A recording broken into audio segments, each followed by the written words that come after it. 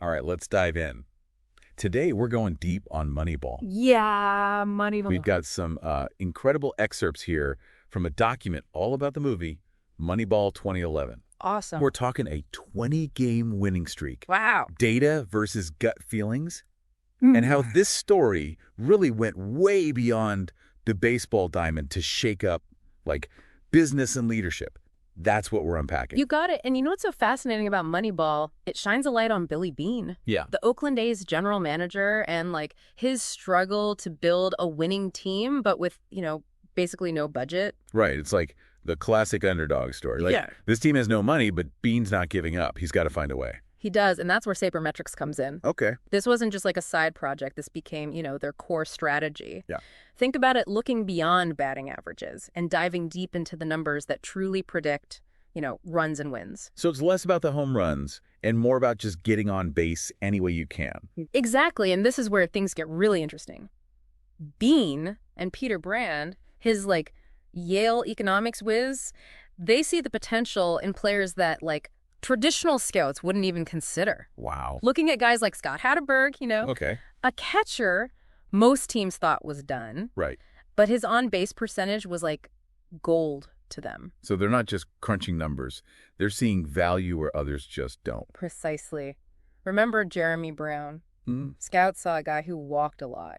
Beane and Brand saw a player with incredible discipline at the plate, someone who could wear down a pitcher and create scoring opportunities. Wow. This wasn't just about stats. It was about a completely different philosophy of the game. Now, I know the A's had that incredible winning streak, but their season didn't start out all sunshine and roses, did it? Not at all. The film really captures the tension. Those old school scouts, they're skeptical. Oh, yeah. Even Art Howe, the manager, isn't on board at first. There were doubts, whispers that Beane had lost it. Oh, wow. But then, bam, 20 wins in a row? That had to silence some critics. It did. The film brilliantly shows how Beane's focus on runs difference, how many runs you score versus how many you allow. Right. That becomes like the key predictor of their success. But spoiler alert, the A's don't win the World Series, right? Right. That must have been a tough pill to swallow after such a revolutionary season. It was, and it's a crucial part of the story. The film doesn't shy away from showing that, even the most innovative approaches, they have limitations. Yeah. Success isn't always linear. This isn't just a story about winning. It's about challenging conventions, Yeah. and learning from both, the triumphs and the setbacks. It sounds like Beane's, personal journey throughout the film is just as captivating as, the team's performance on the field. Absolutely. You see his struggle with defying expectations, the weight of his unconventional choices, and how he navigates the complexities of managing a team, with limited resources. Okay, so we've talked about the story of the underdog team, the clash between old school and new school thinking, but let's dive into the film itself. It almost went in a completely different direction, right? It did. Initially, the studio, they envisioned a semi-documentary style Oh, wow. with real players and interviews. Really? Can you imagine that? It would have been fascinating to see how that turned out. That's wild. But thankfully, we got the Moneyball we know and love. Brad Pitt as Billy Beane, casting gold. Absolutely. He captures Beane's intensity and charisma perfectly. And you can't forget Jonah Hill as Peter Brand, bringing that dry wit and analytical brilliance to the role. I'm curious how they managed to make all those complex baseball stats visually appealing for the audience. It's not exactly the most cinematic subject matter. Right? That's where the filmmaker's creativity really shines. They used graphics and editing to weave the data into the narrative, Yeah. making it both understandable and engaging. It's amazing how they managed to make numbers, exciting. Right. They made it clear that these weren't just abstract figures. They represented real players, real hopes, and the potential to change the game. What's really fascinating is how Moneyball makes you kind of rethink how we define success and value. Yeah? It challenges those old school metrics, Mm-hmm. not just in baseball, but everywhere. Yeah, it's like they took the phrase hidden gem and turned it into a whole strategy. Right. For years, scouts were looking for the next big home run hitter. Mm-hmm. But Moneyball shows that getting on base any way you can is just as important, if not more so. Exactly. And this isn't limited to just the baseball diamond. Right. Think about, the workplace. How many times have we seen someone climb the ladder because they're a smooth talker, not because they're the best at what they do? Oh, yeah, it's like that saying, it's not what you know, it's who you know. But Moneyball flips that, like, on its head. It's showing that, like, it's your contributions that really matter. The film pushes us to look deeper, to go beyond those, like, surface impressions and use data to find the real talent, the people who can actually make a difference. Yeah, it's like, stop judging the book by its cover. Start looking at the words, you know? And this goes hand in hand with challenging traditional thinking. Right. Beane wasn't afraid to go against the grain, even when, like, everyone thought he was nuts. Yeah, you got to be a little crazy to shake things up. Yeah. Moneyball shows that this kind of, like, disruptive thinking can lead to some, like, amazing results. It's not just about being different. It's about using data and analysis to find a better way, you know? Yeah. To make smarter choices, to reach goals that everyone else thought were impossible. Yeah, it's like a call to action for anyone who's, like, stuck in a rut, you know? Yeah. Whether it's at work or in their personal life, don't be afraid to, like, challenge assumptions and use data to, like, create positive change. Now, it's important to acknowledge that even the Moneyball approach has its critics. Oh, okay. Some say it leans too heavily on stats, forgetting the human element. Right. Like, you can't reduce everything to numbers. There's so much more to baseball, right? Yeah. Teamwork, leadership, grit, things that are hard to quantify. Exactly. There's always a risk of dehumanizing things when you focus solely on data. Yeah. Behind every stat is a person with their own dreams, struggles, all of that. That's a really good point. Yeah. It's about finding that balance, using data to, like, inform your choices, but also recognizing that numbers don't tell the whole story.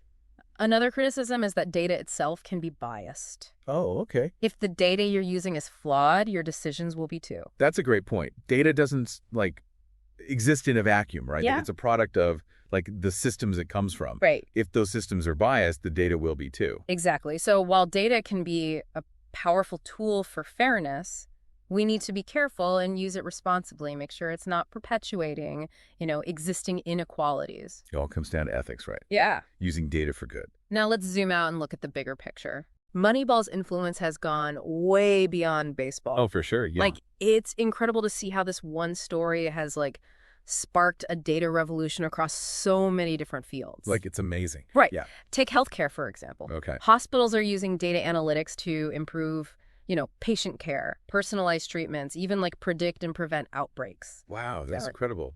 It's amazing to think that data can, like, help save lives.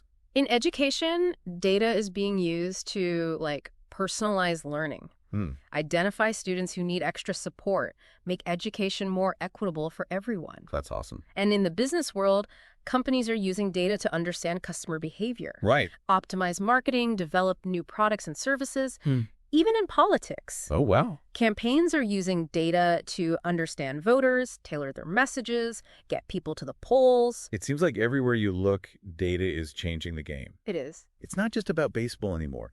It's about using data to make, like, smarter choices and solve problems in every, like, aspect of life. And as technology continues to evolve, we can only imagine how data will continue to shape our world.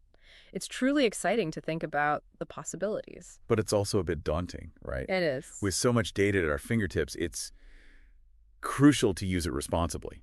Absolutely. It's like we've entered a new era and we're still figuring out the rules of the game. Yeah. We need to ensure data is used ethically, that it doesn't violate privacy or exacerbate, existing inequalities. Yeah, it's a huge responsibility, but it's also, like, an incredible opportunity to use data for good. Moneyball showed us that. It's a reminder that data is not just about numbers, it's about people. And it's about using those numbers to make the world, a better place. It's amazing to think that a story about, like, an underdog baseball team could have such a massive impact on the world.